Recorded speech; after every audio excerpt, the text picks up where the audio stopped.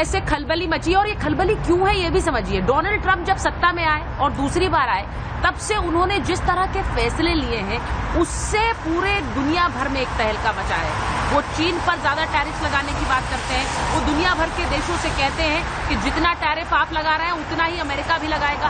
अब इसका सीधा मतलब ये है कि बाकी के देशों से सामान आना और महंगा हो जाएगा, उनके लिए सामान बेचना महंगा हो जाएगा। सिर्फ बात ये नहीं है, डोनाल्ड ट्रंप चीन को भी धमकी देते हैं, वो अपने पड़ोसी मुल्क मेक्सिको और कनाडा को भी धमकी देते हैं, लेकिन इन सब के बीच अगर वो न्योता देते हैं तो वो नरेंद्र मोदी को देते हैं, भारत के प्रधानमंत्री को।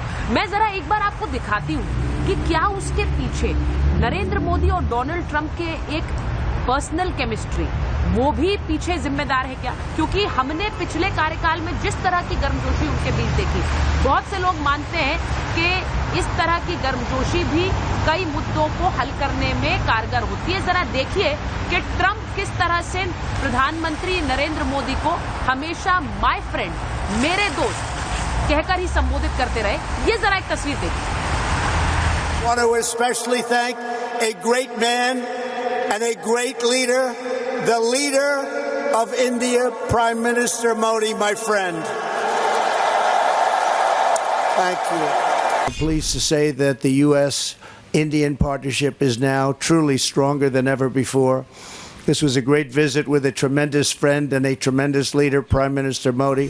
This is such a great honor.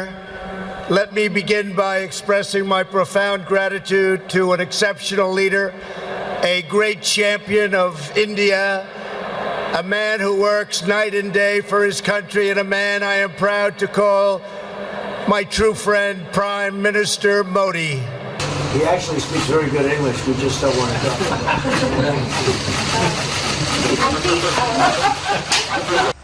तो आपने सुना मैं क्यों कह रही हूँ कि ये जो रिश्ता है ये अलग है, और इस रिश्ते के पीछे जो एक गर्मजोशी रही उसकी चर्चाएं बहुत होती हैं। देखिए इस वक्त डोनाल्ड ट्रंप जिस तरह से आते ही दनादन फैसले ले रहे हैं, बहुत से लोग कह रहे हैं क्या उसका असर भारत पे भी पड़ेगा, क्या उसका एक जो नकारात्मक असर है जो बाकी के देशों पर पड़ सकता है उससे नरेंद्र मोदी बचा सकते हैं।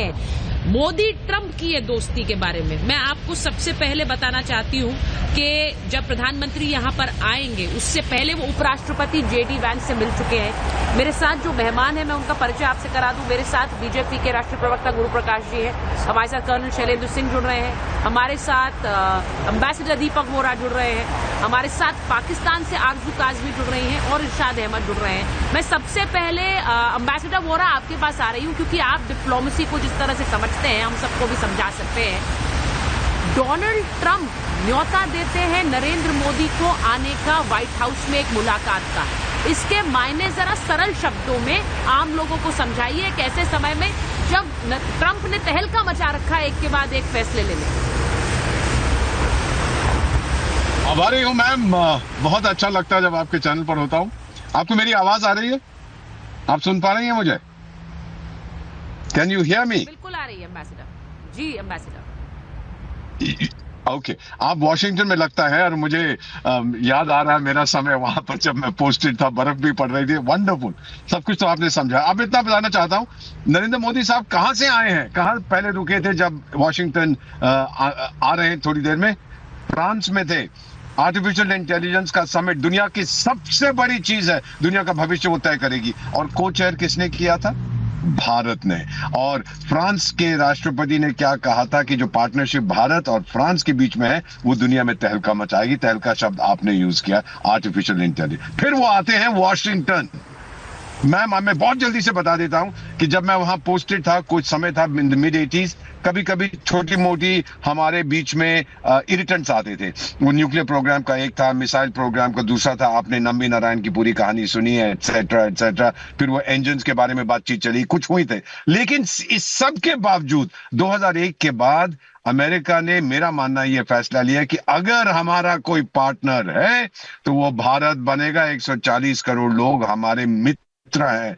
हम आपस में हमारी कोई दुश्मनी नहीं है। हाँ, अगर ये इरिटेंट्स आए थे वो इसलिए नहीं थे कि हम भारत को पसंद नहीं करते, लेकिन मुझे बताया मेरे अमेरिकन फ्रेंड्स ने, सेनेटर्स ने, कांग्रेसमैन ने, फॉर्मर मिनिस्टर्स ने कि हम नहीं चाहते थे कि आप किसी और पे ये सामान किसी और से लें, आप हमसे लें।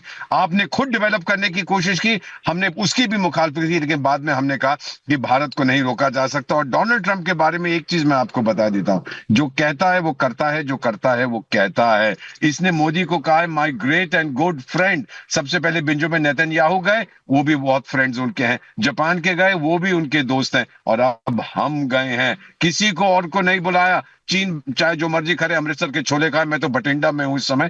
मैं बता सकता हूं मैम कि जो गर्म जोशी मैं देखता, बॉडी लैंग्वेज देखा नहीं, पीएम ने उसका हाथ पकड़ के कैसे ऐसे थपकी दी उसको, ये जादू की जप्पी, जादू की थपकी, ये सब है। और मेरा मानना है अमेरिका ने आविष्कार किया है आर्टिफिशियल इंटेलिजेंस का। अमेरिका में ओपन एआई, सैम ऑल्टमैन की वो भी है। डिफेंस उनकी दुनिया में सर्वश्रेष्ठ है। जो इन्वेंशंस आती हैं, इंटेलेक्चुअल पावर है अमेरिका और भारत की, अगर मिल जाए मैम, ये दुनिया बहुत हसीन होगी। लेकिन कुछ लोग हैं जो कहते हैं ये क्यों हो रहा है, ये क्यों। अरे होने दो भाई, आपके आग क्यों लगती है, आपके कपड़े क्यों जल रहे हैं, अगर ये दो महान देश पहचानते हैं एक दूसरे। जैसे मेरे साथ इस वक्त गुरु प्रकाश जी जुड़े हुए हैं, मैं एक चीज जरा आम लोगों के लिए समझाना चाहूंगी। गुरु प्रकाश जी, बहुत से लोग कहते हैं नरेंद्र मोदी बाहर जाते हैं। देखिए, तहलका पाकिस्तान तक में मचा है। मैं अभी थोड़ी देर पहले लोगों को सुनवा रही थी, आगे भी सुनवाऊंगी, कि जो बाकी मुल्क हैं, चीन में बहुत ही एक क्लोज नजर रखी जा रही है कि ये मुलाकात क्या लेकर आएगी।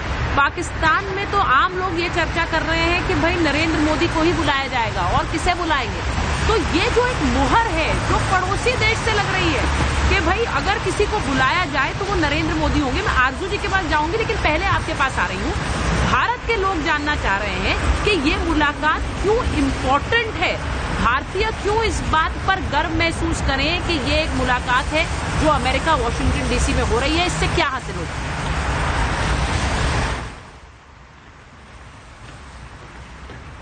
अपने प्रारंभिक प्रबोधन में बहुत सही कहा है कि ये बैठक बहुत महत्वपूर्ण है। इस बैठक के पीछे एक पृष्ठभूमि है, इस पृष्ठभूमि को हमें समझने की आवश्यकता है। देखिए, आज की तारीख में 2024 में यूएस का सबसे बड़ा ट्रेडिंग पार्टनर वो भारत है। हमारे इंडिया और यूएस के बीच में जो बाइलैटरल ट्रेड है सुचारिता, वो लगभग 120 बिलियन डॉलर का है।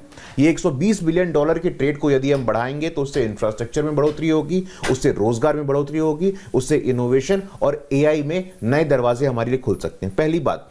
दूसरा, सुचारिता, आपको पता है कि ट्रंप ने आने के बाद 25% का जो टैरिफ है वो मेक्सिको पे और कनाडा पे ऑलरेडी लगा दिया है। चीन पे भी जहां तक अनुमान है 10% का टैरिफ लग चुका है। तो इस दृष्टि से क्या भारत, और ये बात मैं बहुत जिम्मेदारी के साथ, ये बात मैं बहुत संवेदनशीलता के साथ कहता हूं, देखिए, कोई भी संबंध का राजनीतिक लाभ, कोई भी संबंध का आर्थिक लाभ तभी सिद्ध होगा जब वहां के लोग और समृद्ध होंगे।